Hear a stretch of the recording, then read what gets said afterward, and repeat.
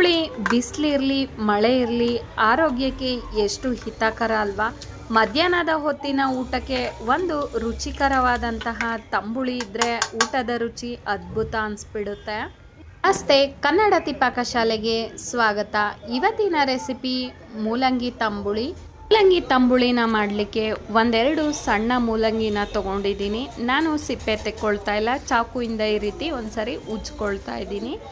ನಂತರ ಒಂದ್ಸರಿ ತೊಳೆದು ತೊಗೊಂಡಿದ್ದೀನಿ, ತುರ್ಕೊಳ್ತಾ ಇದ್ದೀನಿ. ತುರಿದು ಹಾಕಿದ್ರೆ ತುಂಬಾ ರುಚಿಯಾಗಿರುತ್ತೆ, ಅಥವಾ ಸಣ್ಣದಾಗಿ ಹೆಚ್ಚಿ ಹಾಕಿದ್ರೂ ಕೂಡ ಆಗುತ್ತೆ. ಈ ರೀತಿ ಎರಡು ಮೂಲಂಗಿನೂ ಕೂಡ ತುರ್ಕೊಳ್ತಾ ಇದ್ದೀನಿ. ಮೂಲಂಗಿ ತಂಬುಳಿ ಆರೋಗ್ಯಕ್ಕೆ ತುಂಬಾ ಹಿತಕರ. ಅಜೀರ್ಣ ಸಮಸ್ಯೆ ಏನಾದರೂ ಇದ್ದರೆ ಅವಾಗವಾಗ ಈ ರೀತಿ ಮೂಲಂಗಿ ತಂಬುಳಿನ ಮಾಡಿಕೊಂಡು ಊಟ ಮಾಡಿ. ಒಂದು ಮಿಕ್ಸಿ ಜಾರ್ಗೆ 8-10 ಬೆಳ್ಳುಳ್ಳಿ ಹೆಸಲು, ಒಂದೆರಡು ಹಸಿಮೆಣಸಿನ್ಕಾಯಿ, ಒಂದೆರಡು ಒಣಮೆಣಸಿನ್ಕಾಯಿ, 1/4 ಚಮಚದಷ್ಟು ಜೀರಿಗೆ, 1 ಇಡೀ ತೆಂಗಿನಕಾಯಿ ತುರಿನ ಹಾಕ್ಕೊಳ್ತಾ ಇದ್ದೀನಿ. ಬೆಳ್ಳುಳ್ಳಿ ಆಪ್ಷನಲ್ಲು, ಇಷ್ಟ ಆದರೆ ಹಾಕ್ಕೊಳ್ಬೋದು. ಒಂದು ಸ್ವಲ್ಪ ಕೊತ್ತಂಬರಿ ಸೊಪ್ಪನ್ನ ಹಾಕ್ಕೊಂಡು ನೀರು ಹಾಕ್ಕೊಳ್ದೇನೆ ತರಿಯಾಗಿ ರುಬ್ಕೊಂಡಿದ್ದೀನಿ. ನೀರು ಹಾಕಿನೂ ಕೂಡ ರುಬ್ಕೊಳ್ಬೋದು. ನಾನು ನೀರು ಹಾಕ್ದೇನೆ ಈ ರೀತಿ ರುಬ್ಕೊಂಡಿದ್ದೀನಿ. ನಂತರ ಒಂದು ಪಾತ್ರೆಗೆ ಒಗ್ಗರಣೆಗೆ ತಕ್ಕಷ್ಟು ಎಣ್ಣೆನ ಹಾಕ್ಕೊಳ್ತಾ ಇದ್ದೀನಿ. ಎಣ್ಣೆ ಬಿಸಿಯಾದ ನಂತರ ಸ್ವಲ್ಪ ಸಾಸಿವೆ, ಒಂದೆರಡು ಒಣಮೆಣಸಿನ್ಕಾಯಿ, ಒಂದೆರಡು ಗರಿ ಕರಿಬೇವನ್ನ ಹಾಕ್ಕೊಂಡು ಒಂದ್ಸರಿ ಕೈ ಆಡಿಸ್ಕೊಳ್ತಾ ಇದ್ದೀನಿ. ಒಗ್ಗರಣೆ ಆದ ನಂತರ ಇದಕ್ಕೆ ರುಬ್ಕೊಂಡಿರುವಂತಹ ಮಸಾಲೆನ ಹಾಕ್ಕೊಳ್ತಾ ಇದ್ದೀನಿ. ರುಬ್ಕೊಂಡಿರುವಂತಹ ಮಸಾಲೆನ ಹಾಕೊಂಡ ನಂತರ ಹಸಿ ವಾಸನೆ ಹೋಗೋ ತನಕ ಕೈ ಆಡ್ಕೊಳ್ಬೇಕಾಗುತ್ತೆ. ಲೋ ಫ್ಲೇಮಲ್ಲೇ 1-2 ನಿಮಿಷ ಕೈ ಆಡ್ಕೊಳ್ತಾ ಇದ್ದೀನಿ. ನಂತರ ಇದಕ್ಕೆ ತುರ್ಕೊಂಡಿರುವಂತಹ ಮೂಲಂಗಿನೂ ಕೂಡ ಸೇರಿಸ್ಕೊಳ್ತಾ ಇದ್ದೀನಿ. ಮೂಲಂಗಿನ ಸೇರಿಸ್ಕೊಳ್ಳುವಾಗ ಸ್ಟವ್ನ ಆಫ್ ಮಾಡ್ಕೊಳ್ಬೇಕಾಗುತ್ತೆ.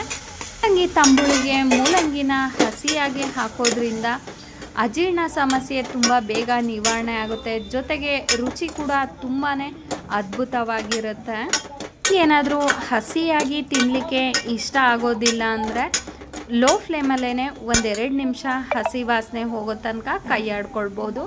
ನಾನು ರುಚಿಗೆ ತಕ್ಕಷ್ಟು ಉಪ್ಪನ್ನು ಕೂಡ ಸೇರಿಸ್ಕೊಳ್ತಾ ಇದ್ದೀನಿ. ಚೆನ್ನಾಗಿ ಮಿಕ್ಸ್ ಮಾಡ್ಕೊಳ್ಳೋಣ. ನಂತರ ಇದಕ್ಕೆ ಮಜ್ಜಿಗೆನ ಮಿಕ್ಸ್ ಮಾಡ್ಕೊಳ್ಬೇಕಾಗುತ್ತೆ. ಈ ರೀತಿ ಕೈ ಆಡ್ಕೊಂಡಿದ್ದಾಗಿದೆ. ತಂಬುಳಿಗೆ ಮೂಲಂಗಿಯ ಗೊಜ್ಜು ರೆಡಿಯಾಗಿದೆ. ಇದಕ್ಕೆ ಗಟ್ಟಿ ಮಜ್ಜಿಗೆನ ಹಾಕ್ಕೊಳ್ತಾ ಇದ್ದೀನಿ. ಸುಮಾರು 1-2 ಕಪ್ಪು ಗಟ್ಟಿ ಮಜ್ಜಿಗೆ ಇದೆ. ಇದಕ್ಕೆ ಮತ್ತೆ ಒಂದು ಅರ್ಧ ಕಪ್ಪಷ್ಟು ನೀರನ್ನು ಸೇರಿಸ್ಕೊಳ್ತಾ ಇದ್ದೀನಿ. ನೀವು ಮೊಸರು ಕೂಡ ಸೇರಿಸ್ಕೊಳ್ಬೋದು.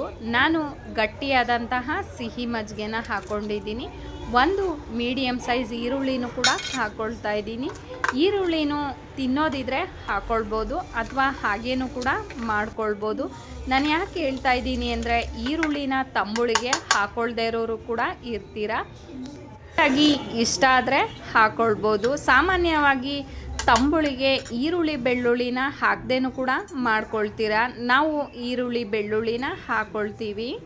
ಬಿಸಿಯಾದ ಅನ್ನದ ಜೊತೆಗೆ ಈ ರೀತಿ ತಂಬುಳಿ ಇದ್ದರೆ ಎಷ್ಟು ಹಿತಕರ ಅನಿಸುತ್ತೆ ಅಲ್ವಾ. ಊಟ ಹೊಟ್ಟೆ ತುಂಬಿದ್ರೂ ಕೂಡ ಇನ್ನೂ ಸ್ವಲ್ಪ ತಿನ್ನಬೇಕು ಅನಿಸುತ್ತೆ, ಅಷ್ಟು ರುಚಿಯಾಗಿರುತ್ತೆ.